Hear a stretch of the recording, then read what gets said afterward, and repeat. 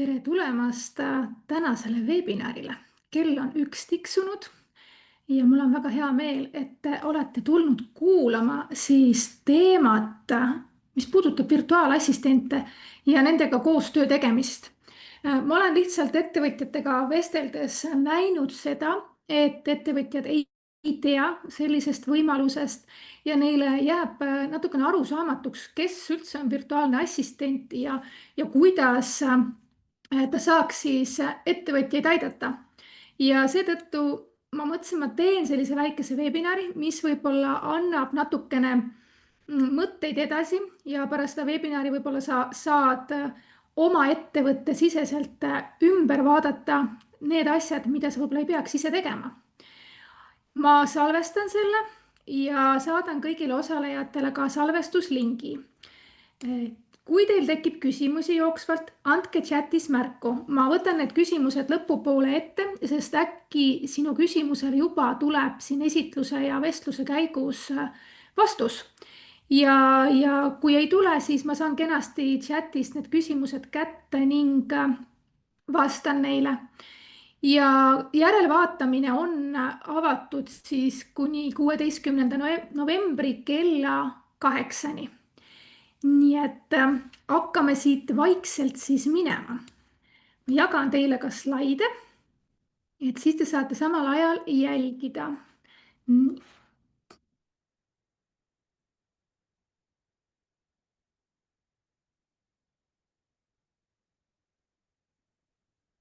Nii, kohe muudan korraks seda vaadet.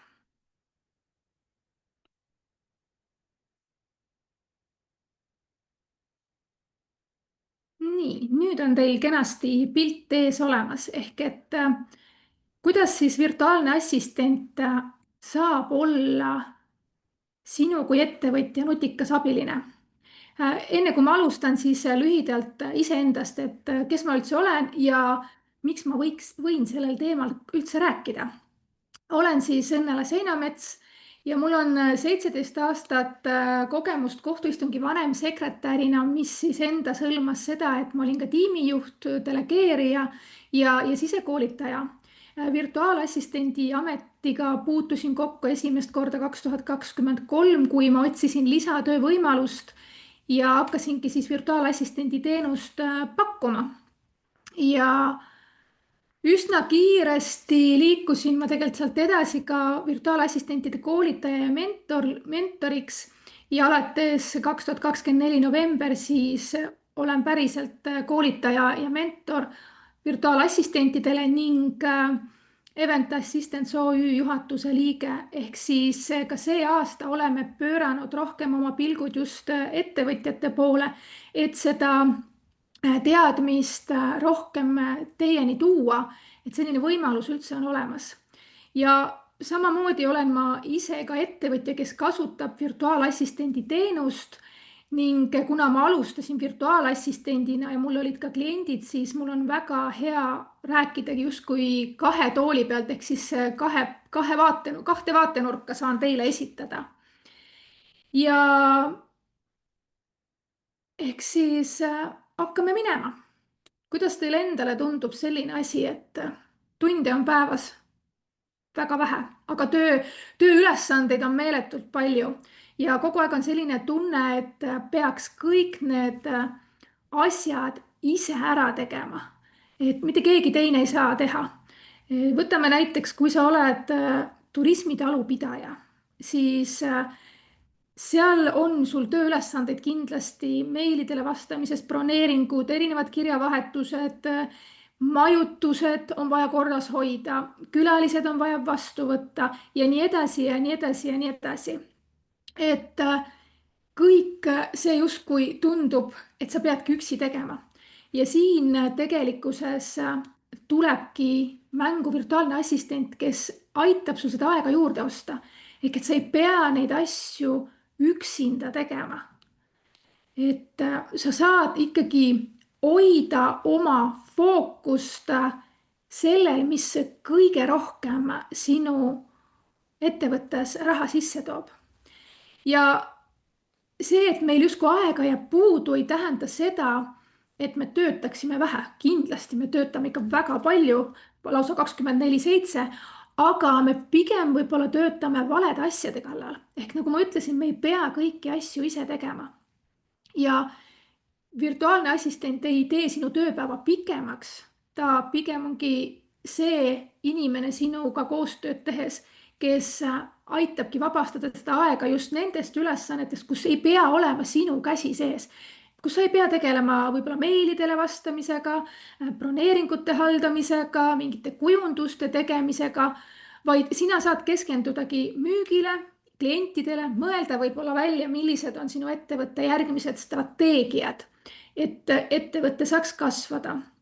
Ja ettevõtjana, kes ei oleks ise teinud turundust, raamatupidamist, klientidega suhelnud, erinevad tarned, e-poodi on vaja tooted üles panna ja siis on veel mingi imelik asi nagu sotsiaalmeedia, sest räägitakse, et seal peaks ju ka olema pildis, ehk et see argipäev on justkui hunt kriimsilm oma 9 ametiga.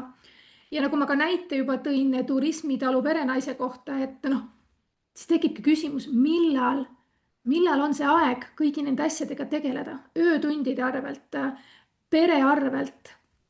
Ja lõpuks ongi nii, et sa oled oma energiat kulutanud niisuguste rutiinsetele tegevustele ja niisugused põhiasjad jäävad ikkagi tegemata, mis justkui peaks sinu ettevõtet edasi viima. Sa justkui kustutad kogu aeg tuld. Ja kui ma räägin virtuaalsest assistendist, siis küsitakse tavaliselt, et kes ta on, et kas ta on see AI. Tegelikult ei ole. Virtuaalne assistent on päriselt füüsiline inimene, kellega sa saad suhelda, rääkida. Ta teeb oma tööd eemalt, ta pakub seda teenust reeglina ettevõtetele. Et on olnud ka väga vähesed, kes pakuvad personaalassistendi teenust, aga see on ikkagi pigem, ma ei tea, mõned üksikud juhtumid. Ja assistent samamoodi on teenusepakkuja. Ta pakubki assistendi teenust, ta aitab sind virtuaalselt. On assistente, kes käivad väga hea meelega kliendi juures kohal, täiesti läbirääkimise koht. Mõni on selline üldassistent, kes teeb hästi palju mitmeid asju, mõni on spetsialiseerunud, näiteks teeb võib-olla Facebooki reklaame, projekti juhtimisi, turundust või isegi on spetsialiseerinud koolitajatele assistendiks, korraldab üritusi ja ta ei olegi selles mõttes lihtsalt abiline, ta on päriselt koostööpartner. Ta on see, kes aitab sinul kui väikeettevõtjal strateegiliselt edasi liikuda. Et mulle meeldib öelda seda, et ta on ikkagi kõrvalt see inimene, kes võib-olla näeb mingeid asju teistmoodi, et me tihti oleme sellise oma mulli sees, me näeme mingeid omi asju, siis on väga hea, kui tegelikult tuleb kõrvalt keegi teine ja annab natukene laiemat silmaringi ja võib-olla ka oskab märgata mingeid kohti, mida saab hoopis teistmoodi teha, mida saab teha kiiremini, mida saab automatiseerida, et sa saaksid jällegi seda väärtuslikku aega juurde. Ja kellele on mõeldud siis see teenus? Ma korraks mainisin, et on ka personaalassistent, aga neid on pigem harva. Ja ongi sellised mikro- ja väikeettevõtjad. See on enamjaolt, sest suurettevõtjad pigem juba ikkagi võtavad endale töötaja. Ja väikeettevõtetele ja mikroettevõtjatele ongi justkui see sild enne, kui sa võtad endale päris töötaja, ehk siis palkad endale töötaja. Sest et alguses on ikka niimoodi, et see käibed pole võib-olla nii suured, ruume võib-olla pole ja siis ja seda mahtu ka ei ole, mida stabiilselt töötajale anda, siis on väga mõistlik kasutadagi virtuaalassistendi teenust vaheetapina, sest ta ongi paindlik ja sa saad seda kasutadagi täpselt nii palju ja nii kaua, kuni sa saad aru, et äkki on vaja nüüd võtta endale siis päriselt töötaja, sest et sa oled imekombel suutnud enda tegevust nii palju kasvatada. Näiteks ma toon mõned kliendi näited, kes minul on olnud. Mul on olnud klient, kes korraldab üritusi ja minu ülesanne oli teha päringuid erinevatele kohtadele, esinejatele ja pärast seda, kui minu klient oli käinud oma klientidega siis kohtumistel, kliendi kohtumistel läbi asjad arutanud ja kuna tema liikus ikkagi ühest kohtumiselt teise, siis tema tegi mulle voice kokkuvõtetega siis nendest kliendi kohtumistest, andis mulle juhised ja mina assistendina saingi tagataustalt juba kõik meilid välja saata.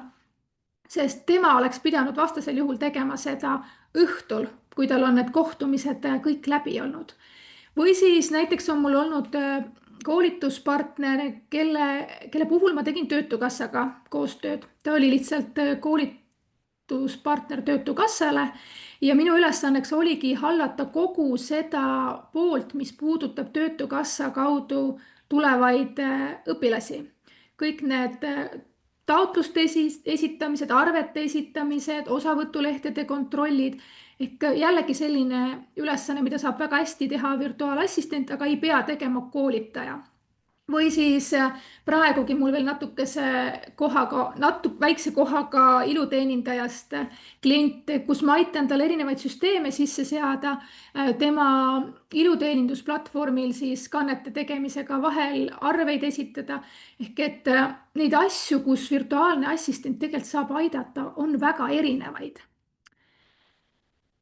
Aga räägime põgusalt ka siis plussidest, et miks tasuks siis virtuaalassistendiga koostööd teha. Esiteks on see juba kulude kokkuhoid. Sa maksad vaid tehtud töö eest. Püsikulusid ei ole. Reeglina virtuaalassistendid teevad tööd tunni alusel. On assistente, kellel on paketid, on assistente, kes töötavad projektipõhiselt, aga assistendi teenus on nii paindlik, et sõltuvalt kliendist ja kliendi eripärast on need lihtsalt läbirääkimiste küsimused, kuidas need hinnastamist tehakse. Ja püsikulusid ei olegi just seetõttu, et sul ei ole ju töötajat, kellele sa pead igakuiselt kindlas summas palka maksma, mis tähendab seda, et sul ei ole see tööjõukulusid, mis kaasnevad tavaliselt töötajaga, sul ei ole kontoriruumi kulusid, kus sul võib-olla see töötaja peaks olema. Ja assistent ikkagi ise varustab ennast arvutitega, vajalike seadmetega. Reeglina on olemas ka erinevad platvormid, kus nad tööd teevad ja nad ka tegelikult kannavad need kulud ise, välja arvatud juhul, kui kliendil on mingi hästi eriline platvorm, mida ei olegi võimalik võib-olla mujal kasutada. Ja tavapäraselt ka näiteks kodulehtede puhul on ikkagi koduleht on kliendil olemas, aga assistent saab seal siis lihtsalt haldustööd teha. Järgmiseks on ajaline võit. Et sa vabastad ikkagi mitmeid tunde kuus. Ma just vaatasin enda assistentide double track ehk siis nad saadavad alati raportit selle kohta, palju nad on tööd teinud. Ja ma arvan, et keskelt läbi aasta lõikes ma võiks väga jämedalt öelda, et kuus vabaneb mul vist 50 tundi ja meil on 2 assistenti. See on meeletu tundide vabanemine, kus ma saangi päriselt siis mõelda välja mingisuguseid koolitusi, kuidas võib-olla veel kellega koostööd teha, ehk siis tegeleda selle sisulise poolega. Ja kuna virtuaalassistendid kogu aeg täiendavad iseennast, nad teevad erinevate klientidega koostööd, siis nad on omandanud väga palju erinevaid oskuseid. Ehk et kes oskab väga hästi turundust, kes on väga tugev kujunduses, kes projekteerimises, kes on imeline müügis, et neid asju on nii palju, et tegelikult seda nimekirja, millega assistendid saavad aidata, sellist lõplikku nimekirja ei olegi olemas, sest et ma tean assistenti, kes teeb virtuaaltuure. Seda ei oska mitte keegi panna nimekirja, et vot selline asi on võimalik virtuaalassistendiga teha. et sõltub kliendist, on täiesti see erinev ja täiesti õpitav. Ja loomulikult see paindlikkus ehk siis saate kokku leppida mahus, saate kokku leppida rahalises summas, mida kuus olete võib-olla võimeline kasutama. Ehk siis erinevad need mahud, võib-olla on niimoodi, et suvel ei olegi väga palju tööd. Talvel seevastu on rohkem, ehk et ta ongi täpselt nii paindlik, et sa saad seda assistenti kasutada siis, kui sul on kõige kriitilisem see aeg. Ja mida kauem assistendiga koostööd teha, seda usaldusväärsemaks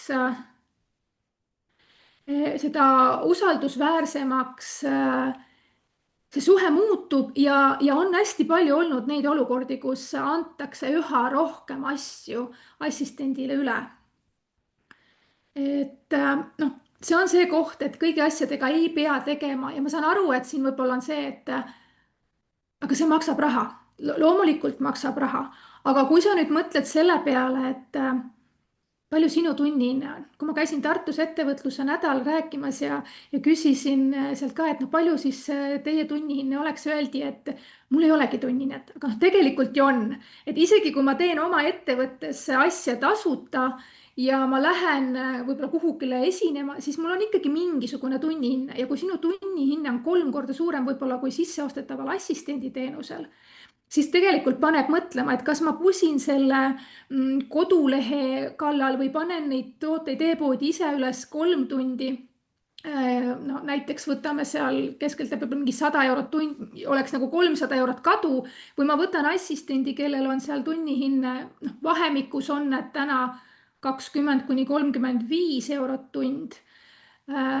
Ja on ka kallimaid, aga siis on ikkagi väga nišipõhised juba. Et see on läbirääkimiste koht, ehk et sa maksad 75 versus 300, et kui sa teeksid täpselt seda, mida sina oled valinud teha.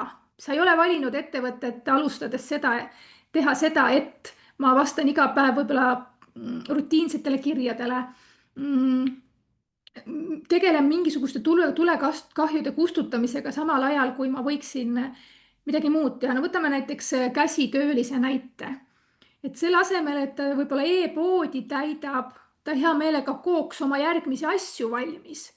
Aga ta ei saa, sest ta peab ju e-poodi neid ka müüki panema. No see oli niisugune väga lihtsustatud näide, aga kõige lihtsamini võib-olla samastumise koht on ju.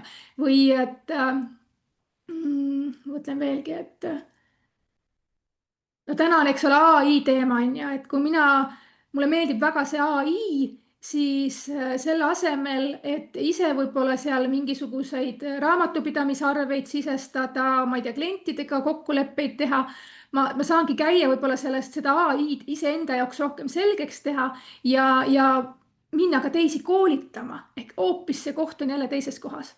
Et kui me teeme neid tulekahju kustutavaid asju tööpäeva jooksul, siis päriselt neid asju võib-olla, millega ma tahaks tegeleda, siis ma teengi kas pere arvelt, unetundide arvelt ja lõpuks tegelikult viib see välja ikkagi selleni, et ma ei tahagi enam selle ettevõtlusega tegeleda. Et siin on see koht, mida mina alati ka ütlen, et miks sa üldse hakkasid ettevõtlusega tegelema? Ma usun, et see ei olnud selleks, et sa oleksid 24/7 rakkes. Ja ma arvan, et sa ei tahtnud ka endale päriselt võib-olla niisugust töökohta luua. Sa tahtsid ilmselt ikkagi niisugust paindlikkust ja natukene asukohavabadust või ajavabadust, ise tahaksid otsustada, aga lõpuks oled sa ikkagi 24/7 rakkes. Et tasub mõelda selle peale, et miks sa alustasid. Nii, aga tavapäraselt on ka ikkagi väljakutsed olemas, ehk et kui on niisugused plussid, siis on ka väljakutsekohad. Ja õige inimese leidmine on kindlasti üks asi, ehk seesama usaldus ja andmete turvalisus, et me usaldame tegelikult võõrale inimesele väga palju delikaatseid andmeid. Usaldus tekib ajaga. Täna ma küsingi sinu käest näiteks, kas sa oled mõelnud selle peale, et kui sul on vaja, kui sa hakkad virtuaalassistendiga koostööd tegema ja kui sul oleks vaja anda talle juurdepääsusid, kas sa oled mõelnud selle peale, kuidas sa teed? Kas sa jagad päriselt enda paroole, mis on kõige halvem variant, või sa oled mõelnud juba ette ja kasutad näiteks mõnda paroolihaldurit, näiteks LastPass, neid on erinevaid. või et kas sul on olemas mingisugused juhendid, mis aitaksid sinu koostööpartneril töölõikusid üle võtta või on kõik ainult sinu enda peas.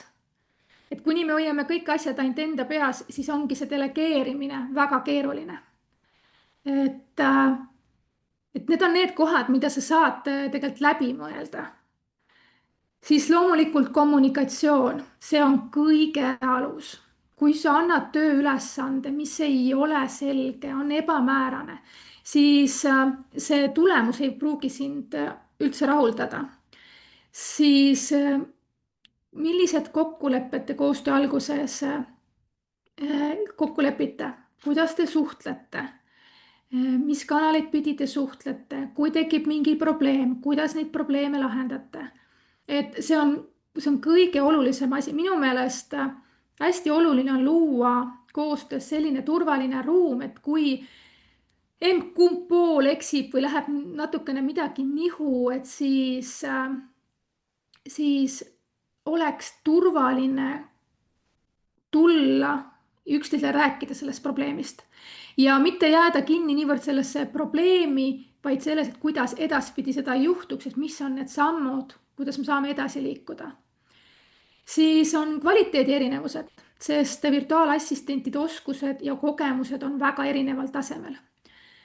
Kes on juba kauem tegutsenud, kes alles alustab ja sõltuvalt ka klientidest, kellega ollakse koostööd tehtud, siis sealt tulevad ka juba erinevad kogemused.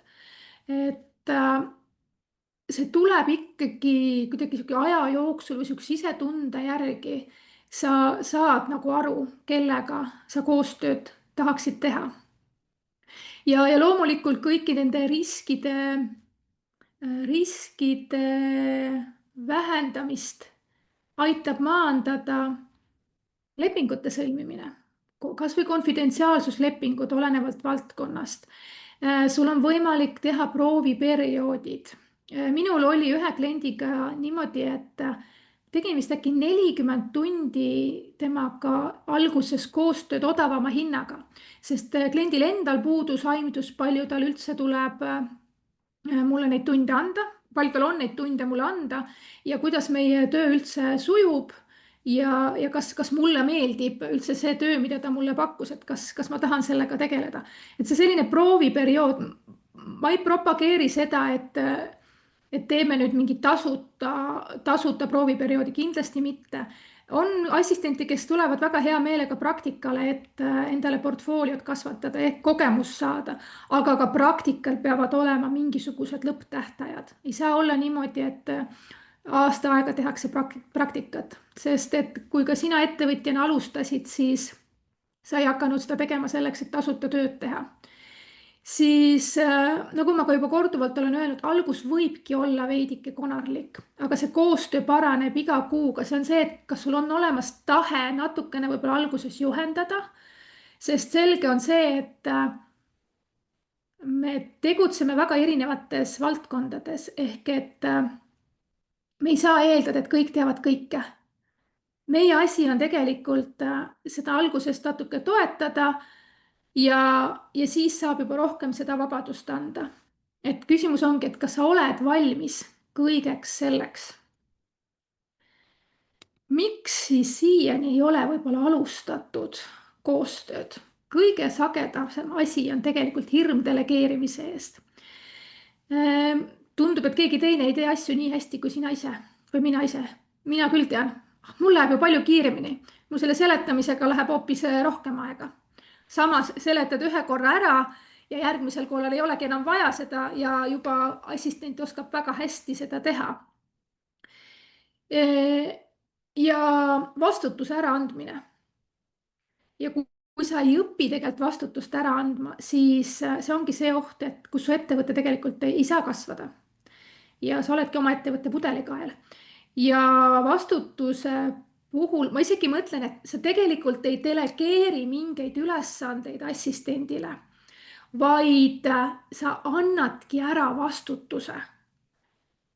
meil assistendi koolis ongi niimoodi, et ühel assistendil on vastutus Facebooki reklaamide eest. Ma ei tea mitte midagi sellest. Ma ei oskagi seda nii hästi, aga see on tema vastutusala ja ma ei topigi oma nina sinna. Teine assistent tegeleb õpilastega, kirjutab nendega, jälgib, et rahad oleks laekunud. Täpselt samamoodi ma sinna isegi ei topi ennast ja enne ma korraks rääkisin, et assistendid esitavad väljavõtte oma tööde tegemistest, siis just oktoobrikuus oli kuidagi sellist suhtlust assistentidega päris vähe ja siis mõtlesin, et et ega vist ei olegi väga palju tehtud ja siis, kui ma võtan selle raporti lahti ja vaatan, et meil on nagu selline asi ka veel tehtud või? Okei, no see on ka veel meil vaja teha või? Ja siis sa saad tegelikult aru sellest, et isegi kui seda suhtlust ei ole, siis need koostööpartnerid teevad nii palju asju ära ja neil ongi see, nad vastutavadki mingite lõikude eest. Ja ma ütlengi, et teinekord on isegi selline tunne, et kui keegi nüüd kuskilt rajalt maha kukub, et kas ma nüüd ikka ise tean kõiki asju, mida ma pean tegema. Sest see koostöö on nagu nii läbi põimunud, sellised usaldused on tekkinud juba, et juba hirm on tegelikult sellest, et kui keegi kuskil haigeks jääb või ära kõrvalt kaob, et mis nüüd edasi saab.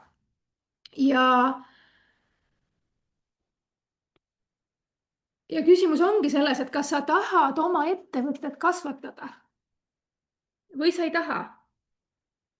Alusta väikeste asjadega, anna mõni kõige lihtsamad asjad, on alustatud lihtsalt raamatupidamis mingi arvete väljastamisega. Ma olen näinud assistenti, kellele on klient saatnud posti teel tšekke korrastamiseks. Olen näinud täitsa sotsiaalmeedias assistenti jagab neid ilusasti kaupa sellesse pakkidesse, et raamatupidamine saaks korda. Et need on niivõrd väiksed asjad, millega tegelikult sa saad alustada. Ja ma ütlen kogu aeg, meil on 24/7 tundi kõigil ja võimetel on piirid ja ühel hetkel lihtsalt on see, et ma lihtsalt ei jaksa, sa isegi ei taha enam oma ettevõtlusega tegeleda, sest et see võtab nii palju aega, energiat, pere on pahane, magamata ööd ja kõike muud. Ja loomulikult ei ole ka finantsi, et võtta endale püsiv töötaja. Mulle hästi meeldib Ivar Raavi ütlemine, et juhi ülesanne ei ole vastata küsimusele, kes ja miks. See on töötaja ülesanne, leida ka vastupidi, juhi ülesanne on vastata, kes ja miks ja töötaja ülesanne ehk siis ka virtuaalassistendi ülesanne on vastata, kuidas. Et juht määrab, kes midagi võiks teha ja miks seda on vaja teha ja lahenduse leiab juba siis virtuaalne assistent. Virtuaalassistendid suhtlevad omavahel ja see kogemuste pagas, mis neil tegelikult tekib erinevate klientidega koos töötades, annab neile võimaluse leida need, kuidas lahendused oluliselt kiiremini, kui sina või mina suudaksimegi. Ja virtuaalassistentidel on ka slogan, et kui ei tea, et siis uurin välja. Et ei ole olemas sellist asja, et seda ei saa. Küsimus on, kuidas saab ja kas on mõistlik mingit asja teha, eriti automaatikate puhul. Vaatame siis, kus need virtuaalassistendid siis ikkagi peidavad ja kuidas neid üldsegi siis või millest alustada, et seda koostööd üldse tegema hakata. Pane endale kirja, millised on sinu ja sinu ettevõtte vajadused. Millised on need tööd, kus sa tahaksid abi, siis pane kirja kõik ülesanded, mida sa teed. Isegi kui see tundub, et see on jumala väike, et mis see on, pane kõik kirja. Siis vaata sealt nimekirjast, mida sa ise teha ei taha, aga neid on vaja teha. Kus ei pea olema sina kindlasti mängus. Vaata üle ka kõik kordustegevused. Kordustegevusi on võimalik automatiseerida. See on kõik selline asi, mida saab ka assistent üle vaadata. Siis kui palju on sul võimalik investeerida, sealhulgas nii aega kui raha. Mõtle need läbi, vaata oma eelarved üle. Milliseid oskuseid ja isikuomadusid peaksid olema virtuaalassistendil? Siin on hästi oluline tegelikult see, et ka väärtused klapiksid.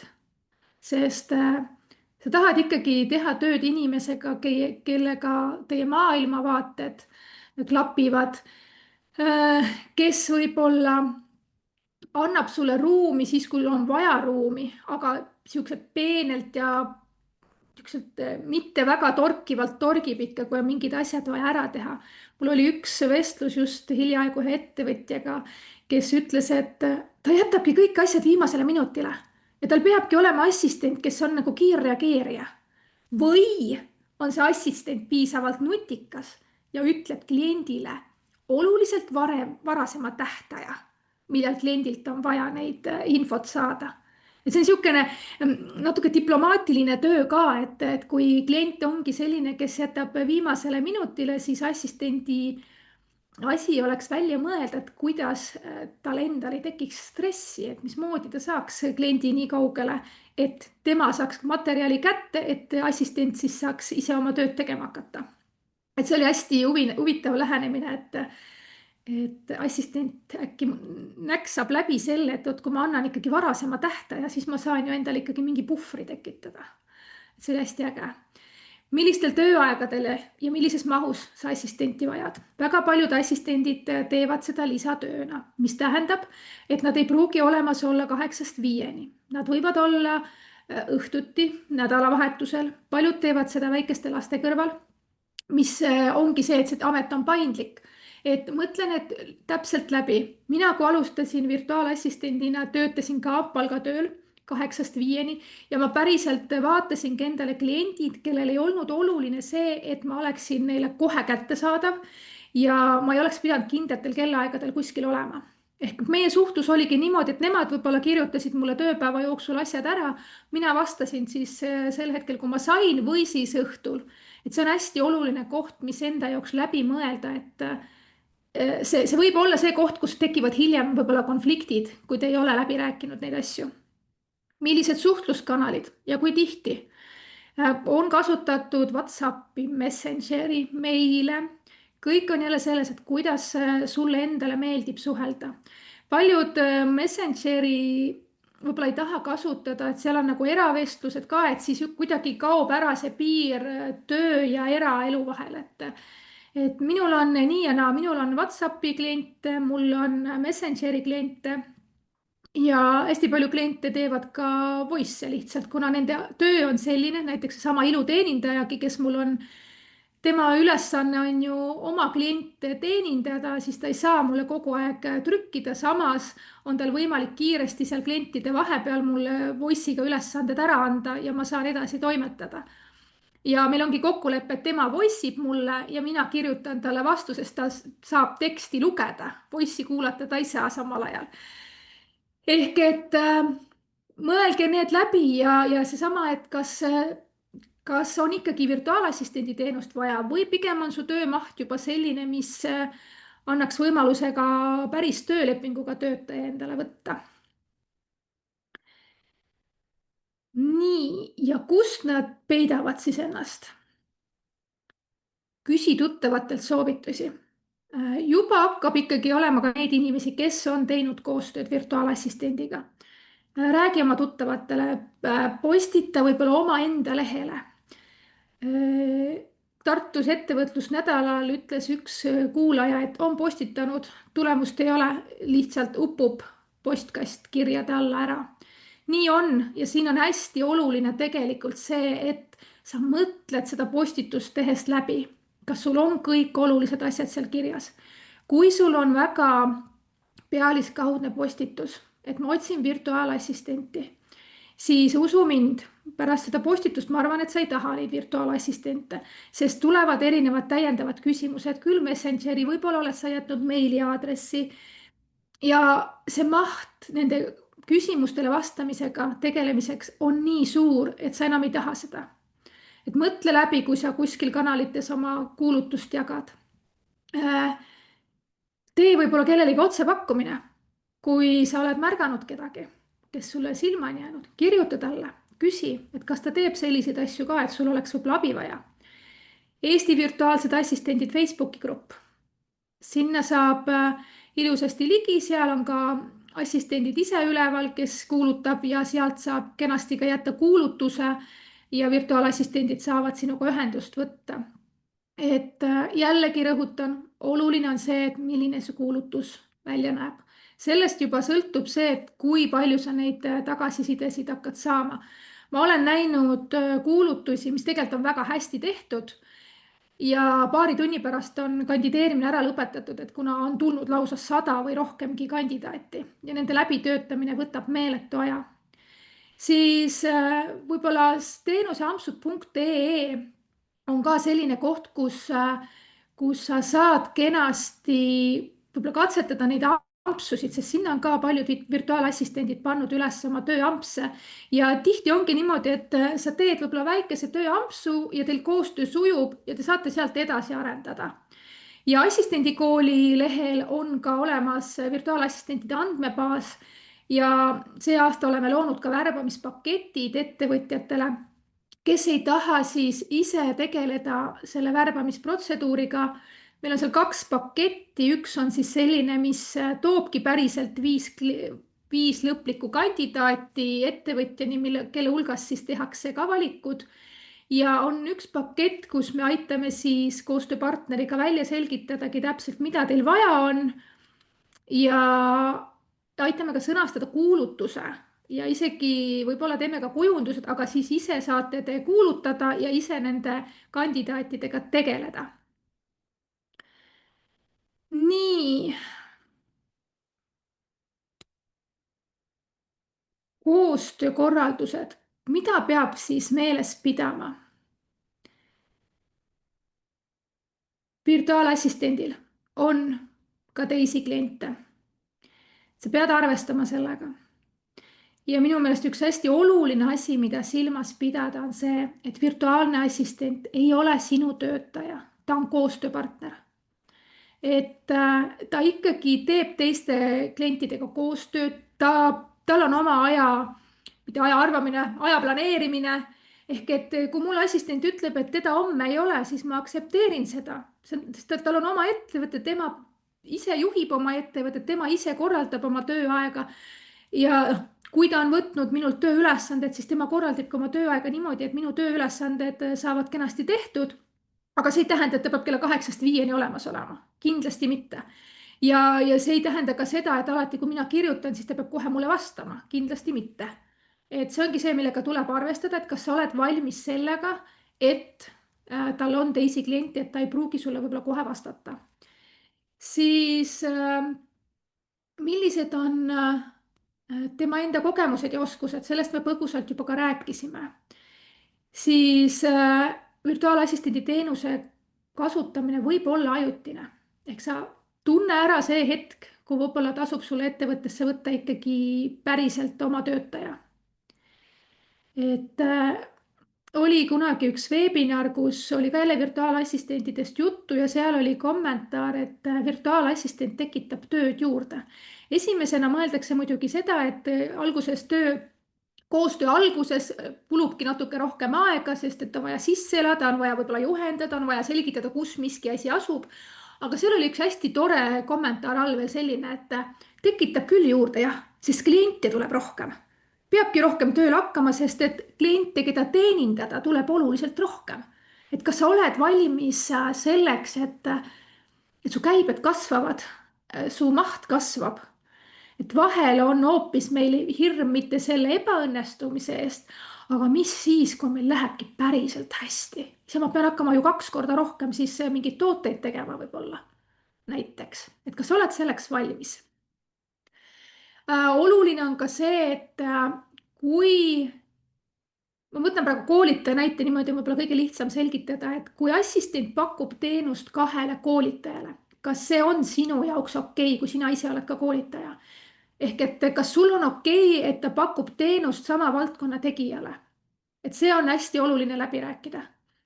Sest näiteks kui assistent ongi spetsialiseerunud koolitajate assistendiks, siis on kindlasti tal neid rohkem kui üks. Et see on see koht, et kas sulle on sellega okei. Et mõtle läbi. Või sa kardad seal, et mingisugune infolekke või konkurentsi teema. ütlen ka kohe ära, et assistentidel on konfidentsiaalsus isegi lepingutes sees, et sellega tuleb nagu arvestada. Aga ma tean lihtsalt inimesi, kellele nad ei taha väga, et võib-olla nad arvavad, neil on see hirm, et äkki lekivad mingid asjad.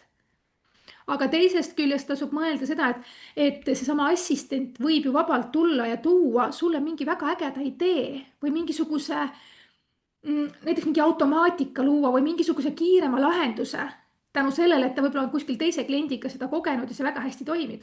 Ehk ta tuleb, pakub sulle võib-olla mingeid lahendusi. Siis mõtle läbi, et kas on oluline leping sõlmida või mitte. Kui sa päris lepingut teha ei taha, siis alati meie virtuaalassistentidele ütleme, et kui teil on videokõne, esimene kohtumine, siis kindlasti tehke kokkuvõtte sellest ja pange meiliga järgi. Ja ettevõtjatele teile ma soovitan ka, et vastake siis sellele, et kas see, mida te seal kokku leppisite, on päriselt see või mitte. Ehk alati peab olema mingisugune kirjalik asi all. Ma ei soovita mingeid chati, Messengeri või Whatsappi vestluseid, sest seal on võimalik ära kustutada mingeid vestluseid. Et noh, päris kurb on ka see, et kui ma pean hakkama justkui kogu aeg vestlustest ekraanipilte tegema, et ma kunagi ei tea, millal miski asi nihu läheb. Et kui on ikkagi mingisugused suuremad kokkulepped, kas või see, et tulevad mingid lisatööd, ülesanded juurde, siis fikseerige see korraks kas või kirjalikult meili teel. Suhtluskanalitest me juba rääkisime. Samamoodi, et kas sa soovid või kui tihti sa soovid, et virtuaalne assistent sulle alguses näiteks seda ajakuluraportit saadaks. Et selles mõttes need on hästi olulised kohad. Ja koosolekud, et minul on olnud tiim, kus oli korra 6 koosolek ja praegu assistendikoolis meil on iga nädal koosolekud.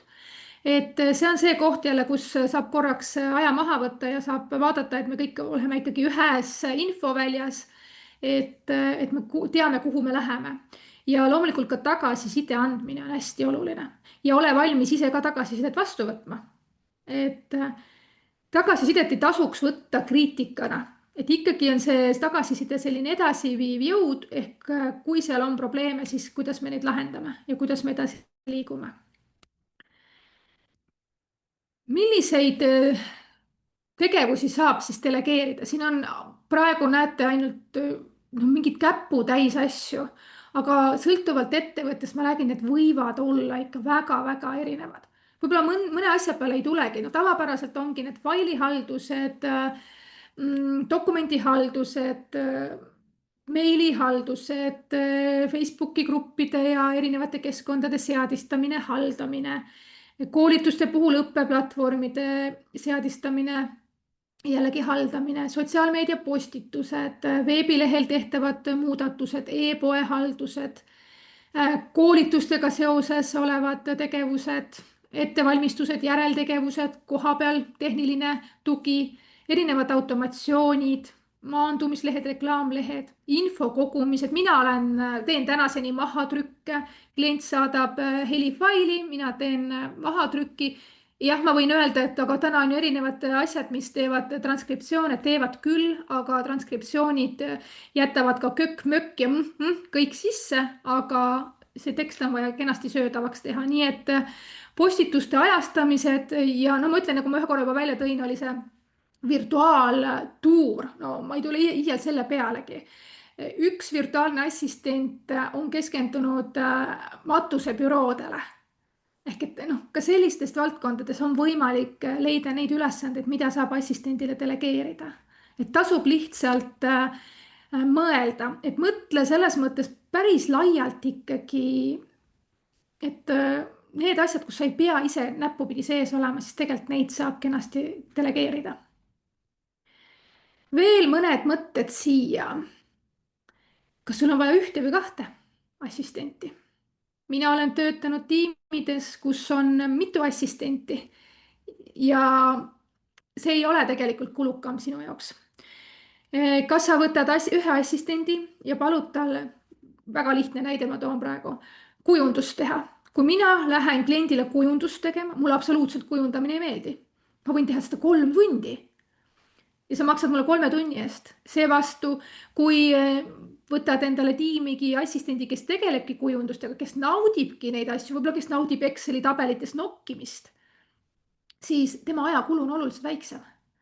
Et kliendi jaoks ei ole kallim see, et kas on 1 või 2 assistenti.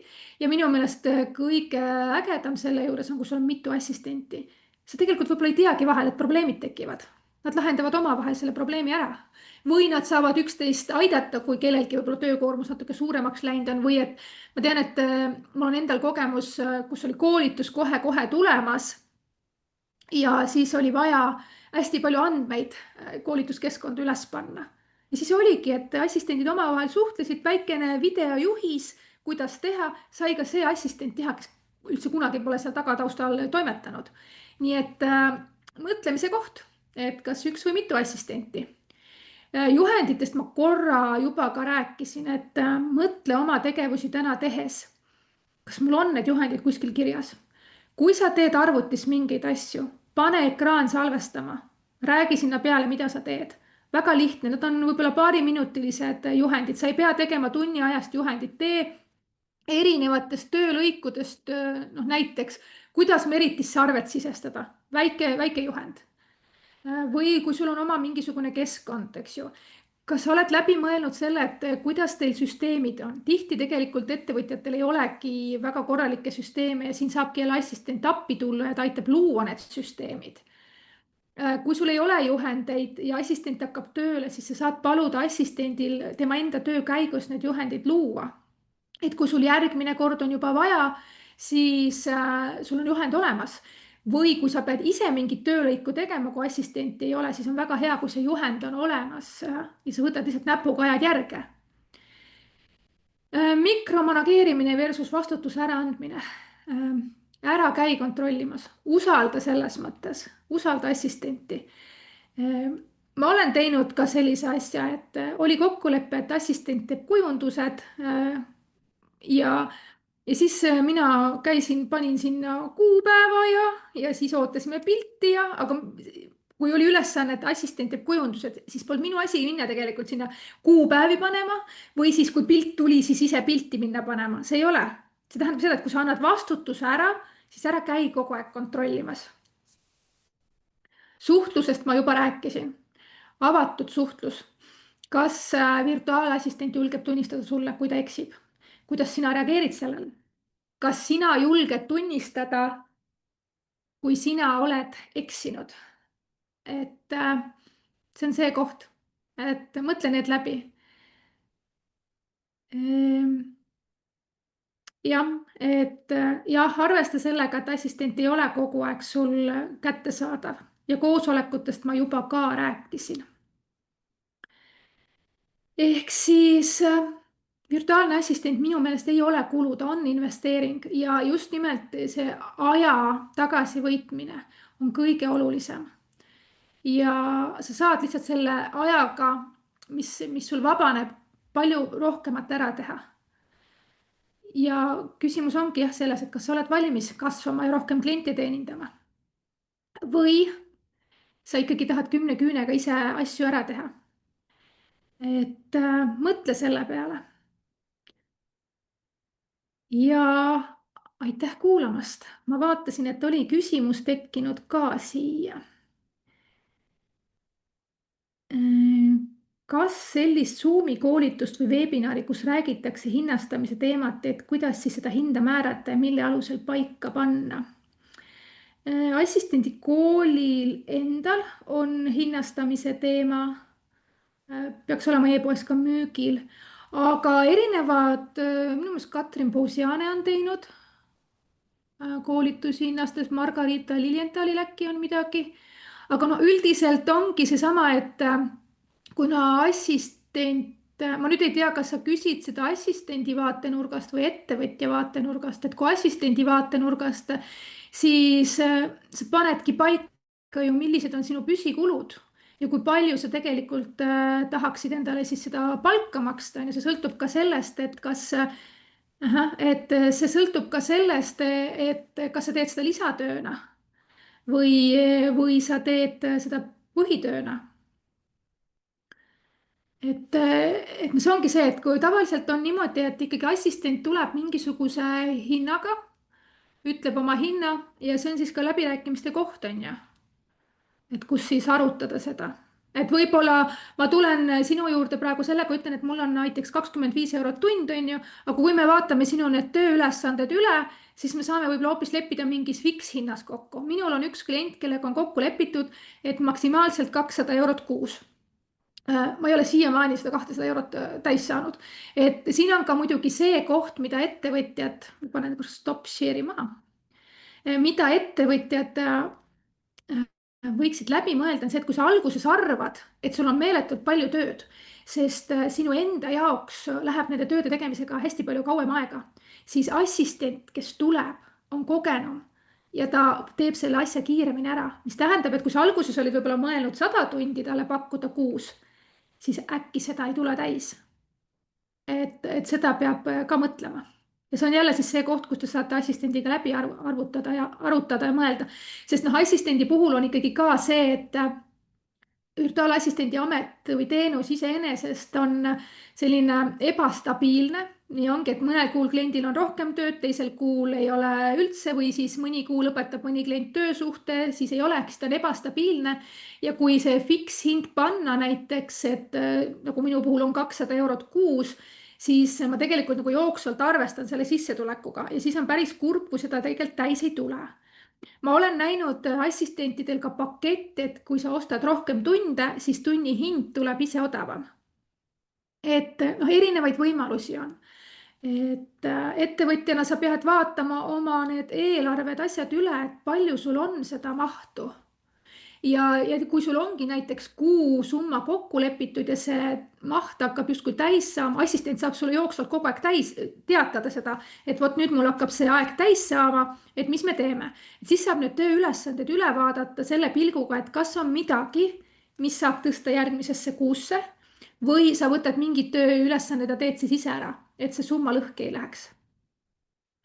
Et kohati tundub isegi sihuke fiks summa tasub nagu paika panna, sest see on siis nagu ka ettevõtja jaoks mingisugune piir, millega ta arvestab, et ei ole seda ootamatust, et sa arvestasid võib-olla 100 euroga, tegelikult läks hoopis 200 eurot. Et see on läbirääkimiste koht. Nii, kas on veel küsimusi? Minu tore assistent Kaja Suviste on kenasti jaganud siia mõnusaid linke, nii et saate vaadata, ma panen need lingid ka meilile juurde pärast seda, kui ma jagan seda salvestuse linki. Et alustage väikeste sammudega, ärge mõelge üle, vaadake oma töödele otsa. Ma tean, mul oli just see nädal ka kõne ettevõtjaga, kellel ongi täpselt seesama hirm, sest nad arvavad seda, et virtuaalassistendi teenus on mingi kindla kuumaksuga teenus. Ja nad ei saa väga hästi ka aru, mida virtuaalassistent üldse teha võiks. Aga jah, on mingisugused nimekirjad olemas, me assistendikooli lehele, ilmselt ma ka kuskil sinna ettevõtjate lehele loome mingisuguse näidisnimekirja, aga see on siiski ikkagi hästi palju sinu konkreetsest ettevõttest tulenev. Et sul võivad olla hoopis mingid teised asjad. Ma tean, et assistent on teinud tellimusi, tellinud kuskilt mingid metallitarvikuid, siis paljudel assistentidel on ju ka varasematest töökogemustest erinevad taustad. Mulle meeldib tuua kogu aeg ühe assistendi näidet, et ta on logistika taustaga. Ja väga hea on talle soovitada klienti, kes just vajab võib-olla sellist logistikaettevõtte või mingi selline ettevõtte, sest et ettevõtja ei pea hakkama terminoloogiaga tegelema, sest et tal on juba töökogemus olemas ja ta siis kenasti saab juba aru. Minul on kohtutaust olemas, ilmselt mul on oluliselt lihtsam nendes bürokraatiates toimetada, erinevates ametlikes kirjades ja pöördumistes. Et ka see on nagu hea koht, kus olla, aga ma mõtlengi, et assistendikooli kodulehelt, ettevõtjale alamlehelt saab ka vaadata, seal on andmebaas üleval sinna on üles andnud ennast mingi hulk assistente, kellega te saate ise otse ühendust võtta, kui ta sind kõnetab ja saab kõik läbi arutada. aga minu mõte tänase webinariga oli lihtsalt see, et panna mõtlema teid selle üle, et äkki teil on ka ikkagi see abi vaja. nii, kas on veel küsimusi?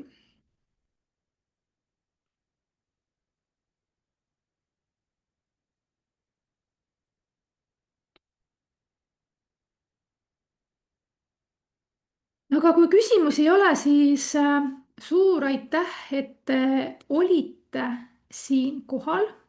ja ma loodan tõesti, et sellest videost või sellest webinarist on natukene abi teile kasvõi kaardistamiseks.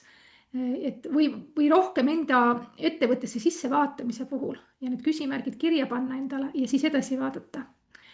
aga aitäh, et sa olid ja kohtume võib-olla järgmistel virtuaalassistentiga seotud webinaridel. Tšau.